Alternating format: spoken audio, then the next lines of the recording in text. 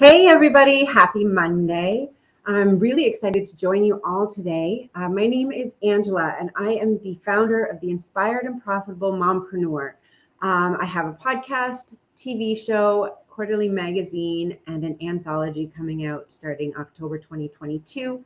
And I also a mompreneur coach. So I work with moms who are not just moms, but moms and entrepreneurs, and I help them launch and grow their own businesses so they can create time and financial freedom for themselves and their families. And in that, I thought that something really relevant to touch on today was this idea of the beauty of being imperfect. Funny thing, when I first did this talk for another live that I had done, I was, I think, 15 minutes late or 7 minutes late, something. I was late for my own Facebook Live, which was kind of funny because it was a great segue into this idea of the beauty of being imperfect. So why do I think that there is beauty to be found in imperfection? First and foremost, this idea of perfection or achieving perfection is in and of itself a fallacy. So there is no clearly defined perfect, right? What is perfect to one person is not perfect to someone else. So perfect in and of itself is subjective. So when we are striving for perfection, we are trying to hit a moving target because that target changes based on who we speak to and how their opinions affect our view of perfection. So this idea of I'm a perfectionist or I just want to get it perfect. Perfect for who, right? Or perfect compared to what? It is very subjective and therefore unattainable. So what does embracing imperfection do for us? Well, I mean, first and foremost, as a mom and an entrepreneur, it creates less stress, right? Because if you're not striving for this idea of perfect, which oftentimes is based on, Pinterest pictures and Instagram photos and videos and people's highlight reels on social media. If we are not striving for perfection, then there's less stress on our everyday existence. If we're not trying to be the perfect mom, then we could just be a really good mom, and that could be enough. And if we're not trying to get our product or launch package perfect, then we could actually just get it out. So trying to aim for perfect is often a procrastination technique, right? So the reason we're not putting something out is because it's not perfect, when in actuality, the reason we're not putting something out is because we are scared, because we are afraid of being judged, because we are afraid of being rejected. And so we can hide behind this mask of aiming for perfection in that it allows us to not put ourselves out there and face our fears of judgment and rejection. And instead we can keep working on it and being like, oh, it's just not quite there. I want it to be perfect. When we abandon perfection and this idea of attaining perfection, we get this beautiful thing. We get to be real. We get to be authentic. We get to be ourselves. And in that, we get to value and appreciate the perceived imperfections that are actually just our unique characteristics and traits, the things that make us us, right? I mean, we don't need a world full of clones. The world is beautiful because of the differences, because everybody is unique.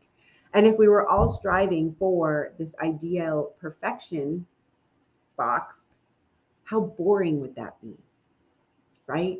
And so when you embrace perfection, you get to give yourself, or when you embrace imperfection, you get to give yourself grace, right? You get to laugh at your shortcomings or when things just don't go quite right. You get to let it go when somebody else makes a mistake. You get to give them grace, right? And let them not feel less than because they didn't get it quite right. It also enhances our relationships, whether it be with our families, our business partners, our, customers and suppliers. When we don't hold ourselves to this idea of perfection, we don't hold them to that either. Remember, what we judge about ourselves, we judge about others. When we walk around afraid of being judged by others, it is because we judge. We think people are just like us. We think they think just like us. It's a similarity bias. And with that thinking, when we stop striving to be perfect and we start giving ourselves some grace, we start assuming everybody else is doing the same. And therefore, we don't judge them and we aren't afraid of them judging us. So it actually creates a lot of breathing room for these fantastic things like growth and learning and development and experimentation, right? Life becomes a little bit more fun and business becomes more fun. I remember when I first started out in business, well, in the online world of business, it was the same in the non-online world, but I was terrified of showing up live or doing reels or, posting pictures of myself because I was like, oh, what if it's not perfect? Oh my gosh, everyone's going to judge me. And to be honest, all it did was kept me stuck. Right. And then once I did start showing up and I was my weird, quirky, fun little self, people actually appreciated it because it was real, because it wasn't perfect. Right. And when you show up and you are not perfect, you become relatable. And therefore, your clients or your customers, right, the people that you want to help, that you say, hey, I can show you how to do this because I've done it too, they can now see themselves in you. When you're too perfect, when you're too polished, too pristine, they can't see themselves in you. Right? So when you're telling them that you can help them make a transformation or you can help them get somewhere, they're like, oh, well, that's fine for you. Look at you. You've got perfect hair, perfect this, perfect that. You probably do everything perfect. They can't see themselves in you, and therefore they cannot believe that they can get the same transformation as you. But when you're real, right? When you're flawed, when you're not quite perfect, when you don't say all the right things all the time, suddenly you're just like them. And if you're just like them, then maybe they can do it too, right? You provide them with hope because you are real. You're a real person. So showing up authentic or real or releasing perfection, it helps you connect with the people that you're trying to serve, and it helps them hear you and see themselves in you. And it opens the door for you to be able to help and serve more people, right? Because not only are you now relatable, but you're showing up more often because you're not worried about whether you're perfect or not. I mean, I've showed up on Facebook, YouTube, Instagram after a run, just after getting out of bed. And let's be real, nobody wakes up this way, right? We don't wake up looking perfect. We wake up, usually my hair is doing something like this. There's several creases down the side of my face, and I probably have dark circles under my eyes because one of my 7-year-old twins has slept with me the night before for some reason, and I don't wake up that way. But you know what? No one does. And so it's really great to show up and be like, hey, this is me, real, flawed, not perfect. And it opens the door for you to be able to help other people, and it makes life more fun because you don't have to take everything so seriously. Right? When everything has to be perfect and curated and just so, everything is a life or death decision. At least that's how it feels to your nervous system. You get triggered into fight or flight because something is just not quite right. And then you live in this cortisol, adrenaline infused stress cycle. And life's not very much fun. But when you embrace imperfection, you get to laugh a little. You get to laugh at yourself, laugh at life, laugh at your hair being like this, anything. And life becomes fun. And when life is fun, then you want to do things, and everything stops being a have to do and starts being a want to do, right? Not I have to do this Facebook Live, which also involves I have to make sure my hair is right, my makeup's right, my clothes are right, make sure the lighting's right, make sure the camera's right, make sure my teeth are clean, my makeup's done, all of that jazz. Nobody comes in, let's be honest, if you're like me and you're a mom and an entrepreneur, chances are your kids bust in the middle of you doing business more often than you care to have happen. So why pretend it's not real? Why not just let it happen, laugh about it, and say, hey, this is me, right? Because it doesn't all have to be perfect. And when you show up authentically, you invite other people to do the same, right? So your willingness to embrace imperfection, show up and just be real, makes space for other people to do the same. Because they're like, oh, hey, she was brave enough to do it. Awesome. I bet you I can do it too, right?